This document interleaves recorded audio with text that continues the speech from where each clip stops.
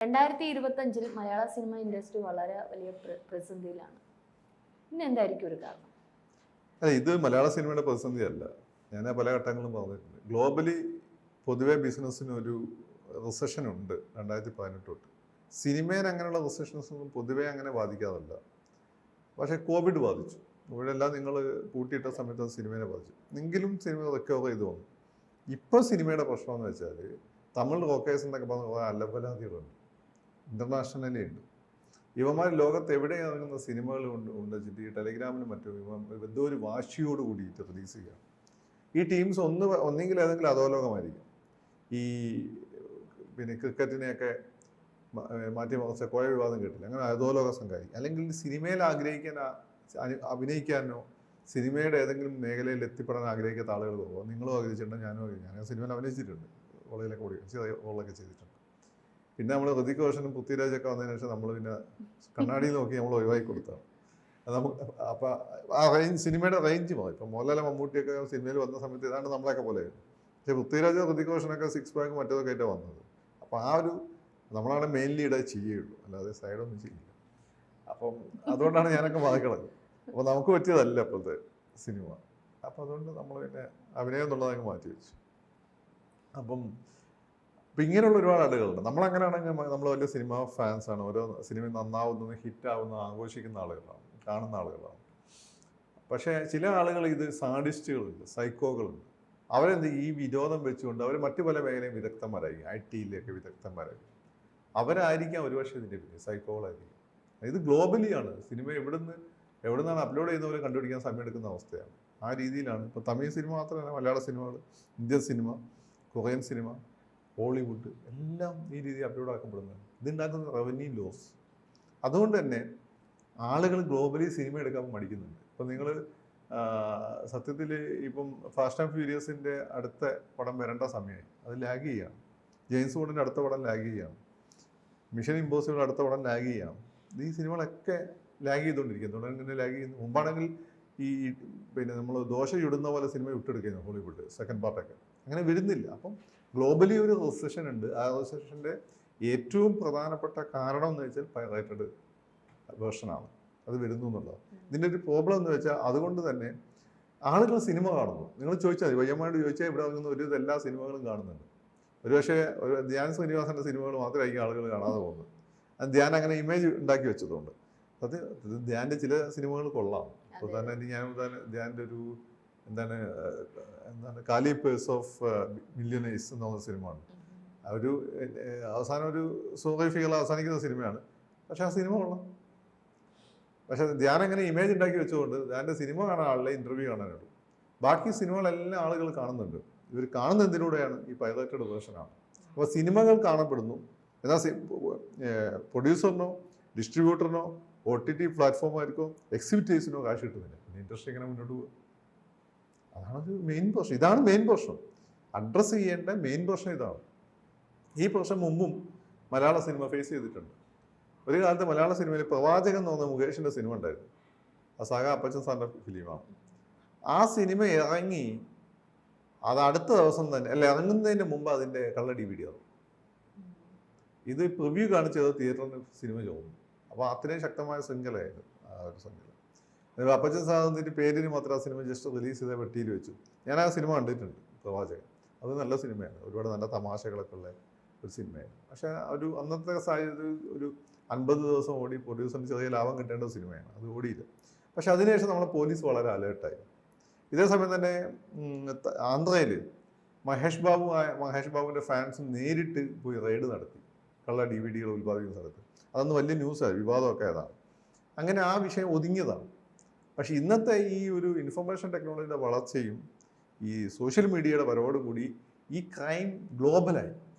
ആഫ്രിക്കയിൽ ഏതെങ്കിലും പട്ടിക്കാട്ടിരുന്ന് വൻ ചെയ്യും. അവിടുത്തെ ഗവൺമെൻറ് സിസ്റ്റമൊക്കെ അവന് അനുകൂലമായിരിക്കും. ചിലപ്പോൾ അവിടുത്തെ ഗവൺമെൻറ് ഇപ്പം സിയാറോ ലിയോൺ ഇങ്ങനെയുള്ള ചില രാജ്യങ്ങളുണ്ട് ആഫ്രിക്കയിൽ, അല്ലെങ്കിൽ ഐവറി കോസ്റ്റ്. ഇവിടുത്തെ ഈ രാജ്യങ്ങളെ തന്നെ നിയന്ത്രിക്കുന്നത്, ഗവൺമെൻറ്റുകളെ നിയന്ത്രിക്കുന്നത് അവിടെയുള്ള അധോലോകമായിരിക്കും. ഈ അധോലോകത്തിൽ ഇന്ത്യക്കാരുണ്ടോ?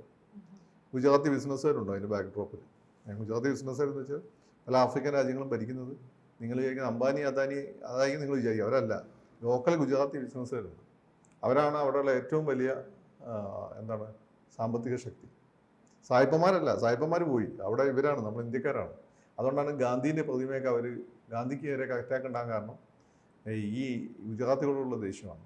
അത് പിന്നെ ഗാന്ധി പണ്ട് ബ്രിട്ടീഷുകാരെ സഹായിച്ചു അറ്റാക്ക് ഉണ്ടാകും. അങ്ങനെ പ്രശ്നം ഉണ്ടാവും അവിടെ. നമ്മളത് ശ്രദ്ധിക്കുക. നമ്മൾ ആഫ്രിക്ക നമ്മുടെ പ്രവിയിൽ വരാത്തതുകൊണ്ട് നമ്മൾ ശ്രദ്ധിക്കാത്തതാണ്. അപ്പോൾ ഈ ഒരു പ്രശ്നം ഉണ്ട്. ഇതൊരു അത്ര എളുപ്പമൊന്നുമല്ല. കേരള പോലീസ് മാത്രം വിചാരിച്ചാൽ ഈ പ്രശ്നം പരിഹരിക്കാൻ പറ്റില്ല. അവർക്ക് ലിമിറ്റേഷൻസ് ഉണ്ട്. അപ്പോൾ ഒരു ഇന്റർപോൾ പോലുള്ള സംവിധാനം വന്നു കഴിഞ്ഞാൽ മാത്രമാണ് ഈ പ്രശ്നം പരിഹരിക്കാൻ പറ്റുള്ളൂ. തിയേറ്ററിൽ നിന്ന് തന്നെ അത് കോപ്പി പോകുന്നുണ്ട്, തിയേറ്ററിൽ പോകുന്നുണ്ട്, ഹാക്ക് ചെയ്ത് കൊണ്ടുപോകുന്നുണ്ട്, അങ്ങനെ പല മേഖലയിൽ. ഇപ്പോൾ അതിൻ്റെ ഇടയ്ക്ക് ഈ പടത്തിൻ്റെ പോസ്റ്റ് പ്രൊഡക്ഷൻ ജോലികൾ ചെയ്യുന്നതിൻ്റെ ഇടയ്ക്ക് പോകുന്നുണ്ട്. ഉദാഹരണമായിട്ട് പ്രേമം എന്നുള്ള സിനിമ പൈറേറ്റഡ് വേർഷൻ വളരെ പെട്ടെന്ന് തുടങ്ങിയത്. എവിടുന്നാ പോയെന്ന് വലിയ സംശയം ഇപ്പോഴും തോന്നിട്ടില്ല. അത് പിന്നെ പൃഥ്വിരാജിന്റെ ബിസിനസ് എന്താണ് അങ്ങനെ അത് എന്ന് വെച്ചാൽ അങ്ങനെ ലീക്ക് ആകുമ്പോൾ കൂടുതൽ ആൾ കാണും. എന്തെങ്കിലും ഒരു ആങ്സൈറ്റി ഉണ്ട് വിചാരിച്ചു. ഏറ്റവും കൂടുതൽ എത്തിനോട്ടം കൂടുതൽ ഈ മുസ്ലിം രാജ്യങ്ങളിലാണെന്ന് പറയും. കാരണം എന്തുകൊണ്ടാ വെച്ചാൽ പർദ്ദയെ കെട്ടല്ലേ നടക്കുക. അതുകൊണ്ട് എത്തിനോട്ടം ബോയാദസം കൂടുതലായിരിക്കും. അപ്പം സാഹിബിൻ്റെ നാട്ടിൽ അതില്ല. മയാമി ബീച്ചിൽ പോയാൽ എല്ലാവരും 2 പീസിലൊക്കെ നടക്കുന്നതാണ്. അപ്പോൾ അവിടെ അതുകൊണ്ട് എത്തിനോട്ടമില്ല. ഈ മുസ്ലിം രാജ്യങ്ങൾ, ഏഷ്യൻ രാജ്യങ്ങളൊക്കെയാണ് ഏറ്റവും കൂടുതൽ. നിങ്ങൾ നോക്കിയത് ബോയാദസത്തിന് ഏറ്റവും കൂടുതൽ അല്ലെ ഈ ഇത്തരം പീഡന കേസുകൾ ഏറ്റവും കൂടുതൽ നടക്കുന്നത് നമ്മുടെ നാട്ടിലാണ്. കാരണം എന്താണ്? എല്ലാം ഈ മൂടി പൊതിച്ച് നടക്കുന്നുണ്ട്. സാഹിബിന് ആ പ്രശ്നമില്ല. ഒരടുത്ത ഘട്ടത്തിൽ അതെ അതെ പൃഥ്വിരാജ്. പക്ഷെ വേറൊരു കാര്യമുണ്ട്. സാഹിബിന്റെ നാട്ടിലാണെങ്കിലും മൂപ്പർ ജീവിക്കുന്ന ഇവിടെയാണ്. മൂപ്പരെ ടാർഗറ്റഡ് ഓഡിയൻസ് ആരാണ്?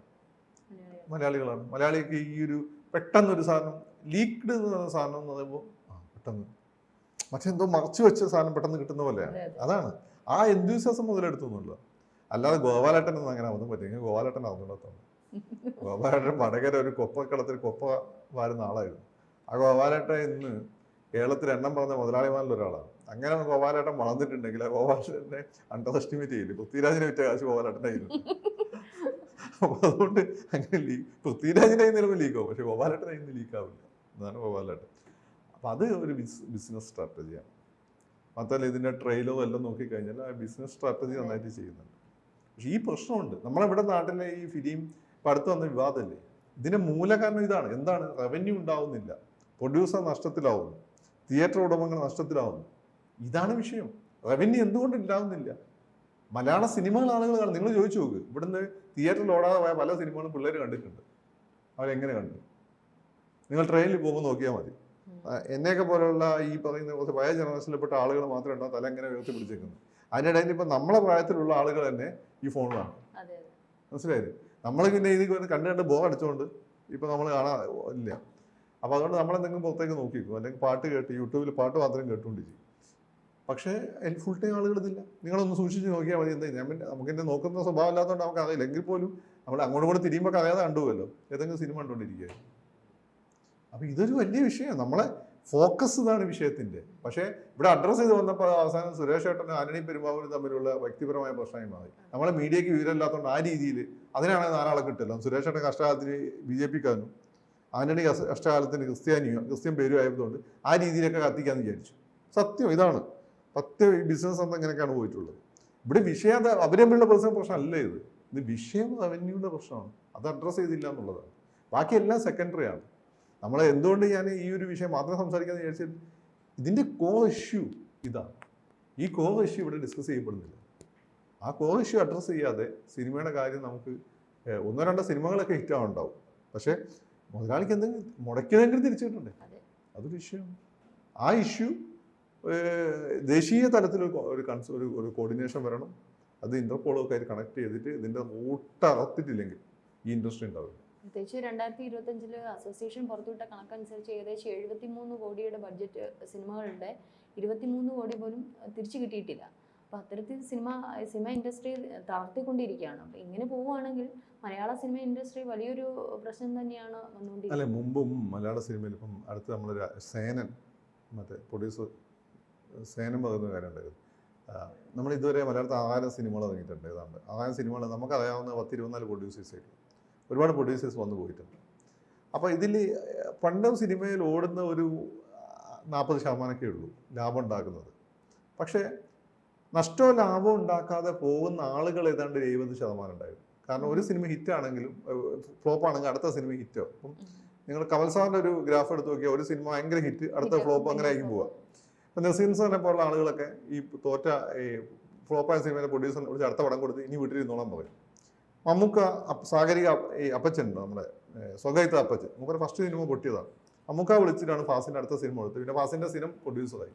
പണ്ടൊക്കെ ഞങ്ങൾ ഇങ്ങനെ പറയും, ഈ സിനിമകൾ ഈ രഞ്ജിത്തിന്റെ ആയാലും കമൽ സാറിന്റെ ഒക്കെ ആണെങ്കിൽ സിനിമകൾ വരുമ്പോൾ 2 ശരിയായി, നമ്മൾ ഇങ്ങനെയാണ് കാൽക്കുലേറ്റ് ചെയ്യുന്നത്. ഇപ്പൊ സോഷ്യൽ മീഡിയ റിവ്യൂ ഒക്കെ പറയുന്നുണ്ടെങ്കിലും പണ്ട് നമ്മൾ പരസ്പരം ചർച്ച ചെയ്യുന്നത് 2 വന്നു ഹിറ്റായി, ഇനി അടുത്തത് മിക്കവാറും പൊട്ടി, ഇനി ഒരു 2 കഴിഞ്ഞ് പ്രതീക്ഷിച്ചാൽ അടുത്തല്ല അവർ പരീക്ഷണത്തിന് നോക്കും. അതാണ് ഒരു കാരണം. അപ്പം എന്താ സംഭവം എന്ന് വെച്ചാൽ അതുകൊണ്ട് ഒന്നിലുണ്ടാവുന്ന നഷ്ടം വേറെ ഒന്നിലേക്ക് പോകും. പക്ഷെ നിർമ്മാണ ചെലവും ഒരു പരിധി കൂടുതൽ ഉയർന്നിരുന്നില്ല. ഇപ്പം നിർമ്മാണ ചെലവ് ഉയർന്നുകൊണ്ട് ഒരു നഷ്ടം വന്നാൽ അതോടുകൂടി പൂട്ടിപ്പോകുന്ന അവസ്ഥയാണ്. പിന്നെ മാത്രമല്ല ഈ പറയുന്ന ആക്ടേഴ്സിന്റെ ഡേറ്റ് കിട്ടുന്നില്ല. പുതിയ മമ്മൂക്ക മോഹൻലാലൊക്കെ ആ പണ്ടത്തെ നഷ്ടപ്പെട്ട ആളുകൾ അവരത് നോക്കുന്നുണ്ട്, പരമാവധി അവർ ശ്രമിക്കുന്നുണ്ട്. പക്ഷെ പുതിയ പിള്ളേർ അങ്ങനെയല്ല, അവർക്ക് അതിനെപ്പറ്റി കൂടുതൽ അറിയണമെന്നില്ല. അപ്പോൾ ഇങ്ങനെയൊക്കെയുള്ള പ്രോബ്ലംസ് ഉണ്ട്. അത് മലയാള സിനിമയുടെ പ്രോബ്ലം. രണ്ട്, ഈ വിട്ട കണക്കുകളിൽ പ്രൊഡ്യൂസേഴ്സ് ഇവിടുന്ന് കണക്കിലൊരു പ്രോബ്ലം എന്ന് വെച്ചാൽ അവർ അതാത് മാസത്തെ കണക്ക് വിടുമ്പോൾ ഒരു സിനിമ ഹിറ്റാവുന്നത് പതുക്കെയാണ്. ഒരു വർഷം കഴിയുമ്പോഴേക്കാണ് മൊത്തം ടോട്ടൽ റൺ കഴിഞ്ഞിട്ടുള്ള പൈസ കിട്ടുള്ളൂ. അപ്പോൾ നമുക്ക് കൃത്യമായി പറയാൻ പറ്റുള്ളൂ. ഇപ്പോൾ പൊന്മാൻ എന്നുള്ള ജനുവരിയിൽ ഫ്ലോപ്പ് എന്ന് പറഞ്ഞ സിനിമ ഇപ്പം മാർച്ചിലെത്തുമ്പോഴേക്ക്, ഫെബ്രുവരി ഫ്ലോപ്പ് എന്ന് പറഞ്ഞ സിനിമ മാർച്ചിലെത്തുമ്പോഴേക്ക് അത് പിന്നെ എന്താണ് നഷ്ടമില്ല. മാത്രമല്ല അതിൽ അവർ സാറ്റലൈറ്റ് വരുന്നുണ്ട്, അത് കൂട്ടുന്നില്ല. ഒ ടി ടി ഇപ്പോൾ റവന്യൂ കുറവാണ് എങ്കിൽ പോലും ഇത് കൂട്ടി, ഇതെല്ലാം കൂടി കൂട്ടണം. അപ്പം അതിലൊരു തെറ്റിദ്ധാരണ ഉണ്ടാവുന്നുണ്ട്. പക്ഷേ ഇതിൻ്റെ മൂലകാരണം അതൊന്നുമല്ല, ഈ പറഞ്ഞതാണ്. അത് നിങ്ങൾ തന്നെ നോക്കിയാൽ മതി. ആളുകൾ, എനിക്ക് പലപ്പോഴും പിള്ളേർ വന്ന് എന്നോട് പറയും സിനിമ ഉണ്ട് കണ്ടൂടെ സാറിന്. അപ്പം ഞാൻ ഒരിക്കലും എനിക്ക് ഇൻഡസ്ട്രിയുടെ ബുദ്ധിമുട്ടറിയാം.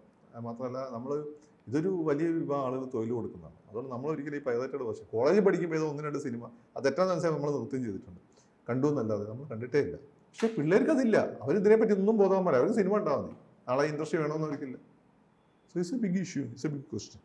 കൂടുതൽ വാർത്തകളും വിശേഷങ്ങളും നിങ്ങളിലേക്ക് എത്താൻ ABC മലയാളം സബ്സ്ക്രൈബ് ചെയ്യുക, ബെൽ ബട്ടണും അമർത്തുക.